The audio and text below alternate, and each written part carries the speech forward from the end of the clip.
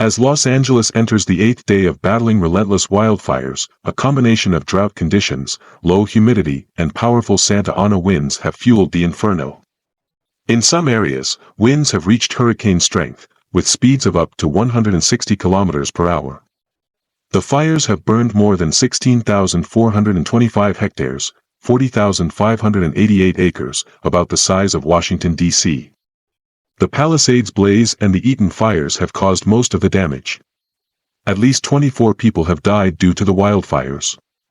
The Eaton fire killed 16 people, making it one of the deadliest in California's history, and at least 8 people have died in the Palisades fire. Another 23 people have been reported missing in the areas of the two fires, and officials have warned that the number of deaths is likely to rise. More than 15,000 responders are helping fight fires and rescue people across Southern California. There are more than 8 million people under critical fire risks across the region. The Palisades fire, the first fire to erupt a week ago and the biggest, has burned 9,596 hectares, 23,713 acres, and is 14% contained. The Eaton fire, the second largest blaze starting on January 7th, has burned 5,712 hectares, 14,117 acres, and is 33% contained. The Hearst fire has burned 323 hectares, 799 acres, and is 97% contained. Elsewhere, in Ventura County, the Otto wildfire started on January 13th and has burned 2.02 hectares, 5 acres, and has not been contained. More than 12,000 structures have been destroyed. Officials said about 105,000 people are under mandatory evacuation orders in Los Angeles County, with another 89,000 under evacuation warnings. Curfews are in effect for the Palisades and Eaton fire zones from 6 p.m., 2 o'clock Greenwich Mean Time, to 6 a.m., 1400 hours Greenwich Mean Time. Thousands of firefighters from California and 9 other states are battling the fires. Governor Gavin Newsom has proposed an additional $2.5 billion in funding for firestorm response and recovery efforts. Weather forecasters warn that the historic Santa Ana winds, which caused the fire to grow rapidly and explosively last week, will continue to influence weather conditions until Wednesday evening. An alert for extreme, fire-related weather conditions is in place across the whole of Los Angeles County. The National Weather Service said wind gusts could reach up to 90 kilometers per hour by 8 a.m., 1600 hours Greenwich Mean Time. At about midday, the gusts are expected to intensify significantly, reaching speeds of up to 120 kilometers per hour.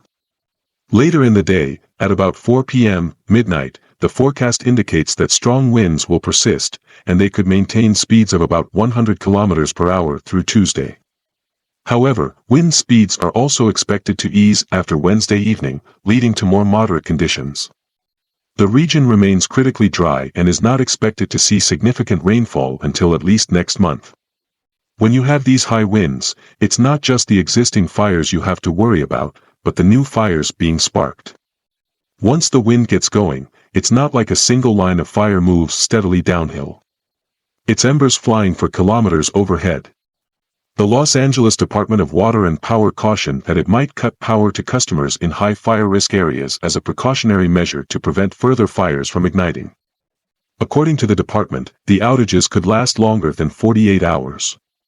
According to the National Weather Service, NWS, these warnings are for the extreme of the extreme fire weather scenarios. In other words, this setup is about as bad as it gets. They also said that when warnings are issued, officials limit planned burns and remain vigilant for potential wildfires. Red flag warnings alert fire managers on federal lands to conditions that are highly unfavorable for prescribed burns, which may lead to especially dangerous wildfire growth, the NWS added. 3 fires are currently burning in the Los Angeles area. Palisades Fire, this blaze is burning between Santa Monica and Malibu. Its impact also reached the upmarket Pacific Palisades neighborhood. Eaton Fire, this is burning out north of Pasadena, in the northern part of Los Angeles. Hearst, this wildfire is present in the north, near San Fernando.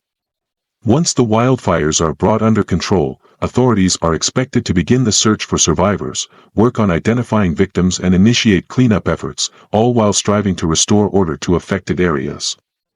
Meanwhile, evacuated people whose homes remain intact face another threat: burglars exploiting empty neighborhoods. Authorities have reported that 9 individuals have been charged with looting during the Palisades and Eaton fires. The economic repercussions will also be significant. According to Reuters, analysts are assessing the financial toll of the wildfires, with initial estimates from AccuWeather suggesting total economic losses could climb as high as $250 billion. It is understood that the wildfires currently raging in the United States are no accident.